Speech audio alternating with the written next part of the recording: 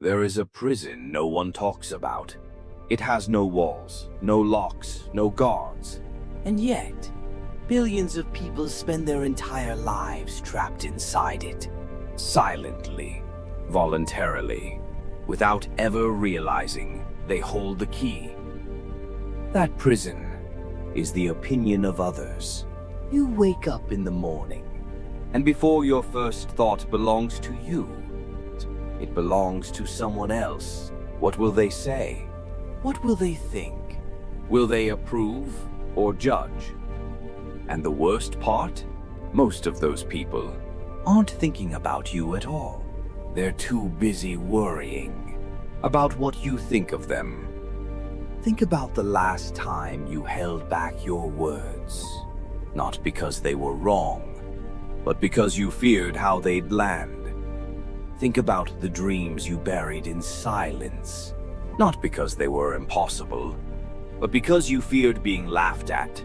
Think about the relationships you stayed in too long, the jobs you endured too quietly, the version of yourself you slowly abandoned, all for what other people might think. It never ceases to amaze me. We all love ourselves more than other people, but care more about their opinion than our own. This isn't weakness, it's conditioning. From the moment you were born, you were trained to seek approval. Parents, teachers, friends, even strangers online. Approval meant safety, disapproval meant danger. But you are not a child anymore, and the most powerful thing you can do today is stop outsourcing your peace of mind to people who will forget about you tomorrow. 2,000 years ago, a former slave named Epictetus had nothing. No freedom, no status, no power, and yet he became one of the most mentally free men in history. His insight was simple. People are not disturbed by things, but by the meaning they give them. He divided life into two parts: what you can control and what you cannot. Your thoughts, your actions, your character. That's yours. But the weather, your past, and other people's opinions, never yours. Someone's opinion of you lives entirely in their mind. It's shaped by their fears, their insecurities, their experiences. It has almost nothing to do with you, and yet you treat it like a verdict on your worth. Even a Roman emperor, Marcus Aurelius, saw this clearly. A man surrounded by judgment, power, and pressure, and still he wrote, "We trust strangers to define who we are." This isn't just philosophy, it's biology. Your brain was built for survival in small tribes. Back then, rejection meant death. No tribe, no food, no protection. So your brain developed a fear, a deep automatic fear of judgment. But today, you don't live in a tribe of 150 people.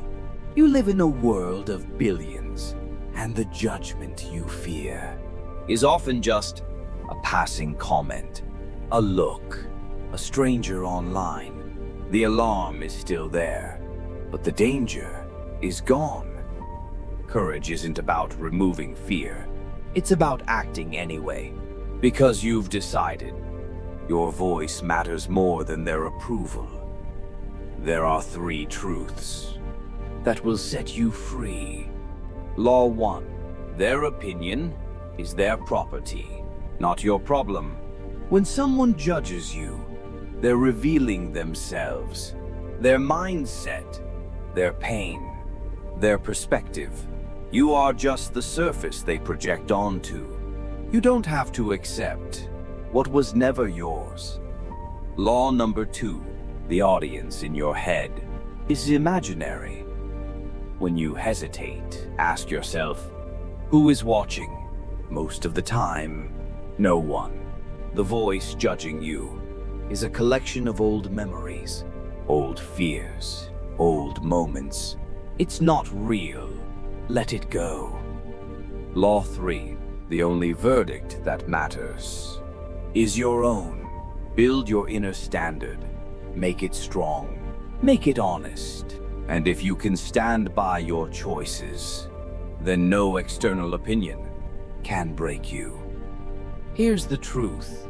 No one teaches you this. You were never born to be liked. You were born to live. Every hour you spend worrying about opinions is an hour taken from who you could become. Every time you stay silent to keep peace, you lose a piece of yourself. The Stoics didn't try to be liked. They tried to be worthy. And those are not the same. Approval is performance. Worth is built in private. So stop performing. Start being. Because the moment you stop fearing judgment, you become free. And freedom begins in the mind that no longer asks for permission.